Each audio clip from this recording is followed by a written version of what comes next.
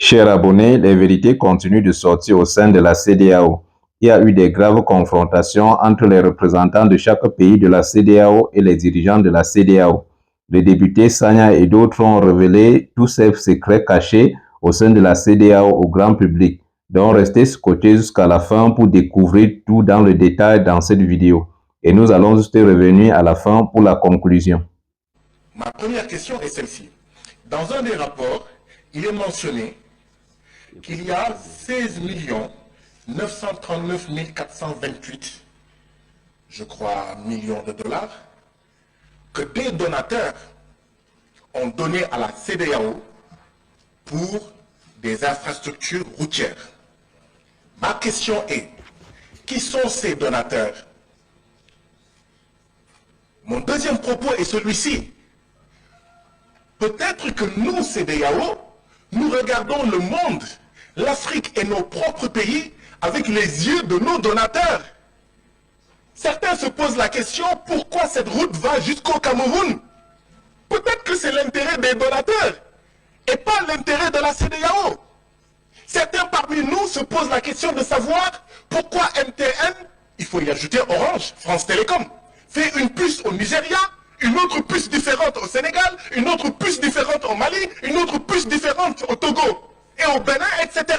Et on se demande pourquoi ça? Mais parce que c'est l'intérêt du donateur.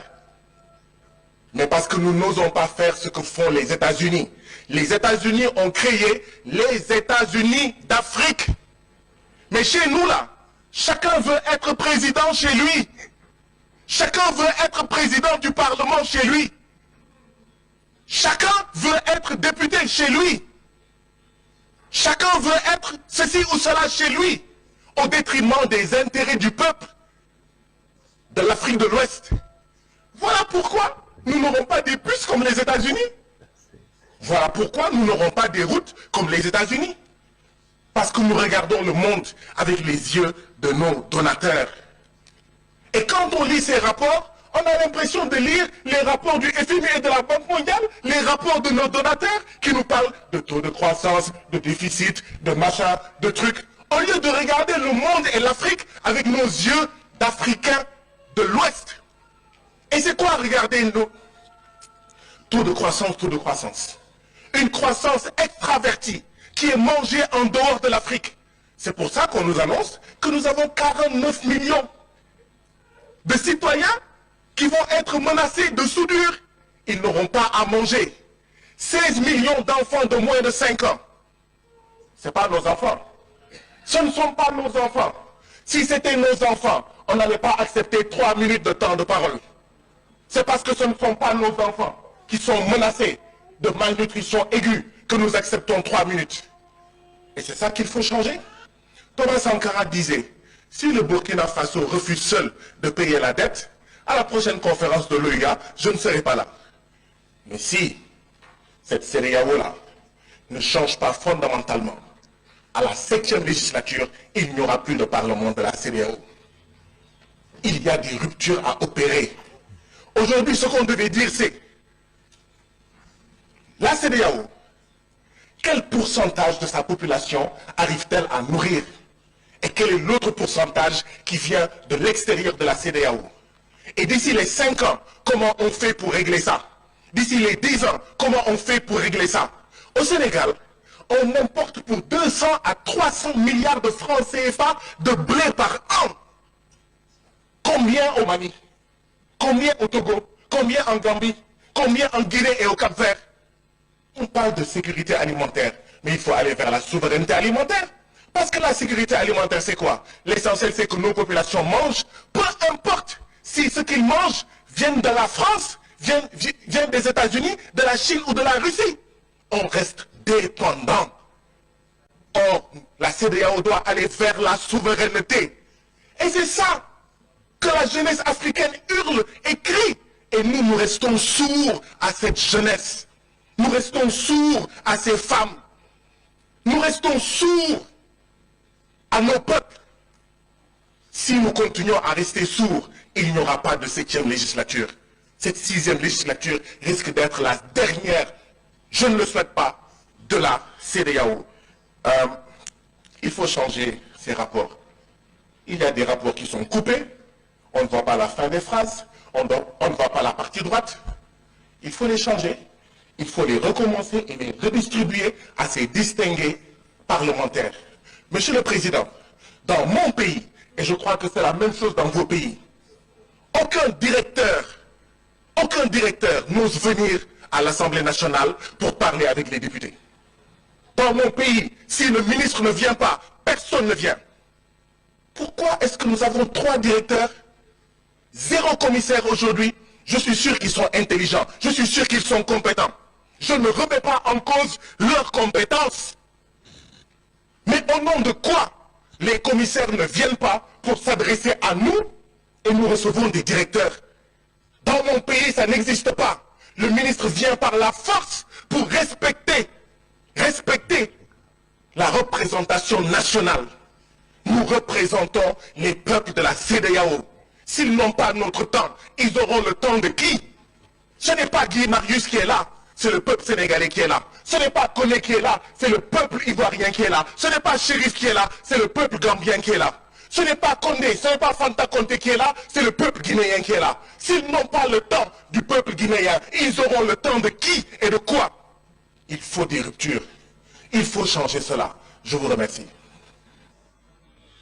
Nous soyons plus efficaces. Je pense que les différents départements de la commission de la CEDEAO, quand ils se présentent devant le Parlement, nous souhaiterions que vos présentations suivent un certain canevas plus ou moins comparable et uniforme pour nous faciliter le suivi et nos prises de décision. Je souhaiterais à chaque fois qu'il y ait un rappel des dispositions du traité révisé et des protocoles additionnels relatifs à chaque département. Je souhaiterais que les stratégies sectorielles et programmes en cours de vos départements approuvés au niveau du Parlement soient présentés avec le niveau de mise en œuvre. Je souhaiterais également que les niveaux de réalisation par rapport au point d'achèvement dans le processus de réalisation de notre intégration nous soient également présentés. Je souhaiterais également à chaque fois que les obstacles structurels et conjoncturels sur la voie de notre marche d'aller du communautaire vers l'intégration soient également bien clarifiés de manière sérieuse. Et que les aspects qui méritent une action du Parlement soient précisés pour nous permettre d'être efficaces dans nos interventions, nos prises de décision pour permettre donc d'avancer dans la voie de la réalisation de notre intégration communautaire.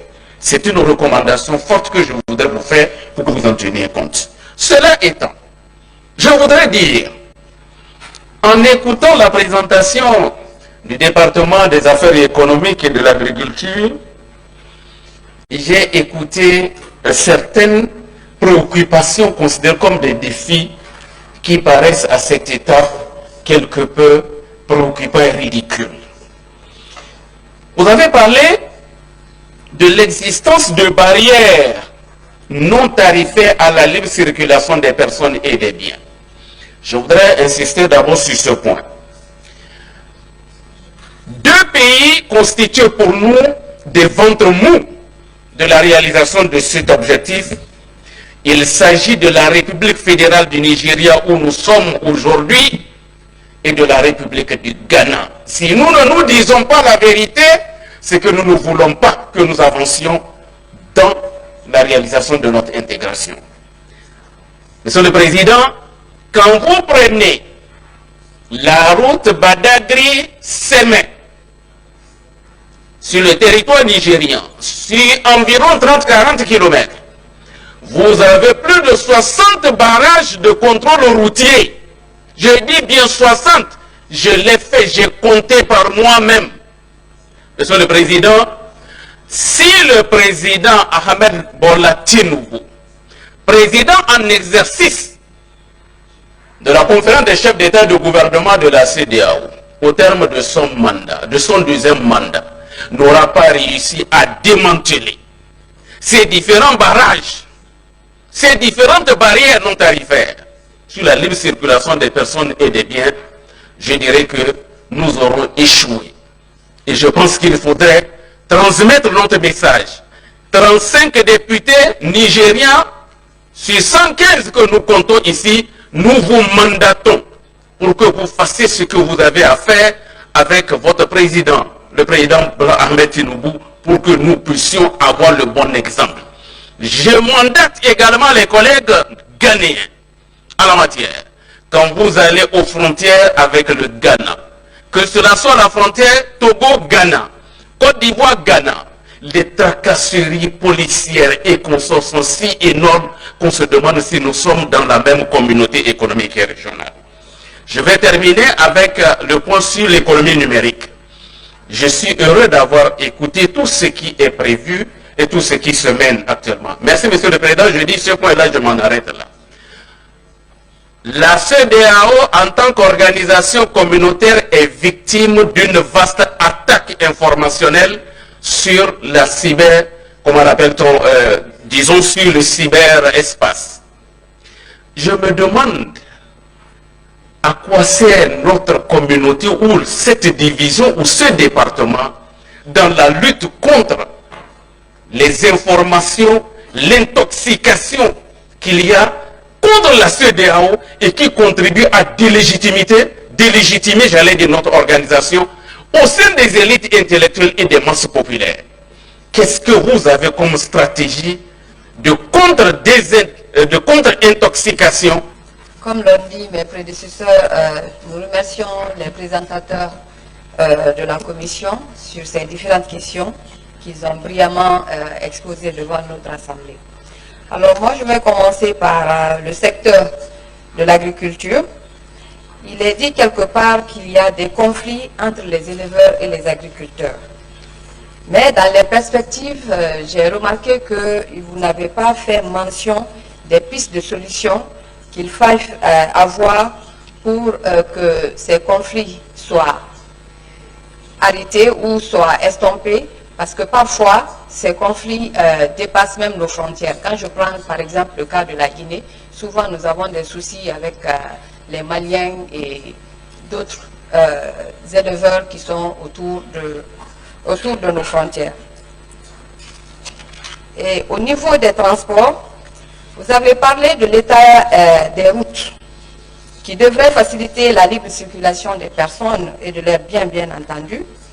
Mais dans ce rapport, il n'a été fait mention des tracasseries douanières et policières dont parlait mon collègue honorable ministre du Bénin.